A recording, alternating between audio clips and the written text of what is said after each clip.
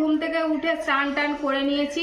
আর স্নান করা তো বরাবরের অভ্যেস, তোমরা সবাই জানো আমি ভোরের বেলার দিকে স্নান টান করে নিই, তো ওখানে এসেও করে ফেলেছি। আর এখন হচ্ছে কি বাচ্চি জানো, গিমা শাক। যারা গ্রামের দিকে থাকে তারা জানে সচরাচর, আর এখন তো বাজারেও পাওয়া যায়। এই গিমা শাকটা কিন্তু খুব বেশি দিন পাওয়া যায় না, এই সময়টায় ভীষণভাবে পাওয়া যায়। আর এই গিমা শাক কিন্তু খেতে দারুণ লাগে, ঠিক আছে।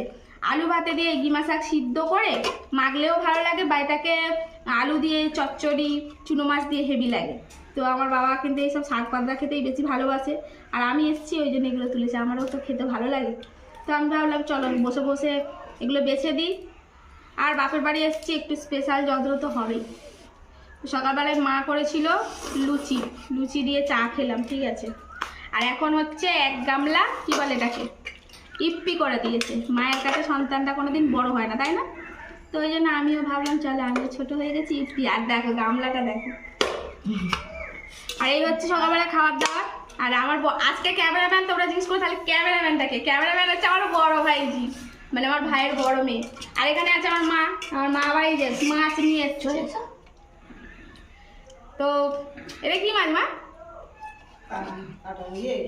এটা হচ্ছে রুই মাছ, জ্যান্ত রুই।